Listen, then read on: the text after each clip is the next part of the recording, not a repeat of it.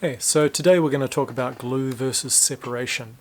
So when we say glue in a mix, generally what we mean is that the different instruments and the different tracks are sort of gelling together well, as if they're either recorded in the same space or they just sort of meet in with each other and feel like they're just part of a cohesive whole somehow. So an example of a mix that isn't glued together well might be a mix where you have a vocal and it has this big reverb on it, and then all of the other instruments are just 120% dry. No reverb, no delay, nothing whatsoever.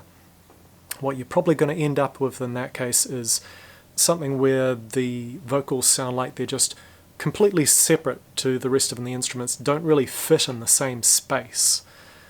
So you don't really want that. Generally speaking, you want your different instruments to sound like they weren't recording it on different planets, right?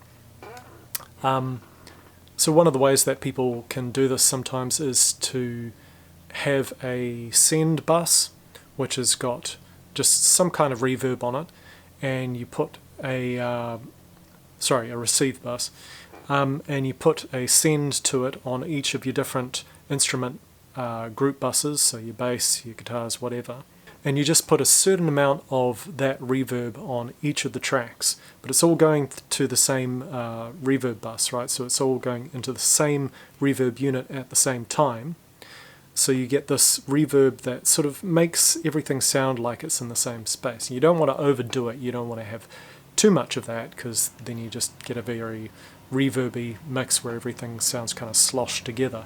But a little bit of it can create the illusion that all of your instruments are sort of more or less in the same psychoacoustic space. And then there's separation. So when we talk about separation, we're talking about a lot of different things. We're talking about stereo separation, where things are panned left to right, etc. We're talking about EQ separation, where things are on the frequency spectrum, where they pop out, where they dip, that sort of thing. And we're talking about, to a limited extent, dynamics separation. So if you've got two instruments and they're at exactly the same loudness, and they're at exactly the same loudness at the same time, and they're in the same frequency range, then they can compete with each other. So generally speaking, in a mix, you want things to sound separate but glued together. So I like to think of it as you have these little hills and they're just connected by valleys, right? So they're not little different hills that are on different planets, they're little hills that are in the same country. Out of the two of these, I would say separation is by far the more difficult to achieve, and you've really got to work at it. As I mentioned earlier, it's better off to start your mix in mono and then do your levels and your EQing and stuff, and that means that your different instruments are far less likely to clash with each other in terms of frequency space once you get them out into those stereo positions. So you want to do that. There's a little technique that I'll go into in a moment for improving your EQ separation when you haven't done quite enough of it in your broad stroke stuff.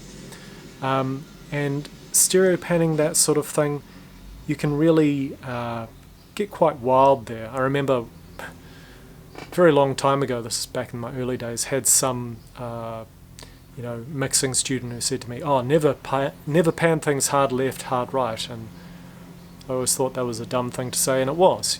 There's a lot of situations where it's really good to pan things hard left, hard right. If you listen to a lot of 70s, 60s mixers, that's all they had was hard pan, hard left, hard right, dead center, and that was it. And a lot of those mixes just sound fantastic. So there's nothing wrong with going extreme with your stereo stuff, particularly if you're just looking for a little bit more separation. If you're looking for examples of people who do really, really good work in terms of separation, I would recommend Nitin Sawhney. He's a English-born Indian dude who does sort of vaguely trip-hop stuff, and he is very, very good at just creating mixes where everything has its own space. And the way he describes it is all of the different instruments are sort of like players, and he's more like the director of them. So he's not getting attached to you know, having this instrument sound really good and having this instrument sound really good. He's just kind of being a bit more brutal about it and going, okay, this instrument goes here in the frequency range, this one goes here. And by themselves, they might sound positively awful, but as a mix as a whole, sound fantastic. So I really recommend listening to his work. So an example of what I would call bad separation is often heavily loudened stuff, where people haven't done the work to really cut out those frequencies on the different instruments. So basically, as you go through your mix and you add compressors and you add limiters and you add mastering limiters and this sort of thing, what that does is it takes the frequencies that were not so loud in the mix originally, and inevitably those end up being a lot louder than they were.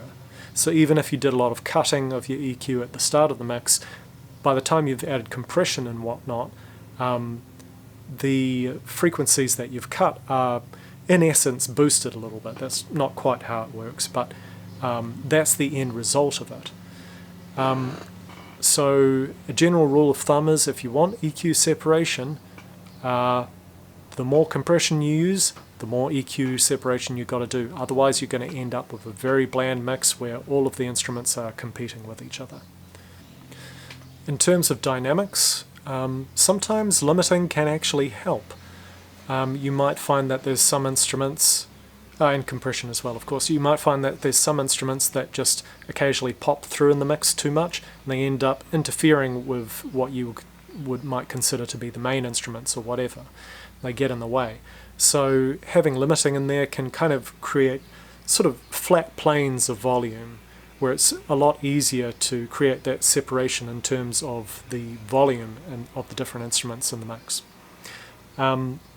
Probably the final thing that I'll say is the fewer instruments that you have, the easier it is to create separation.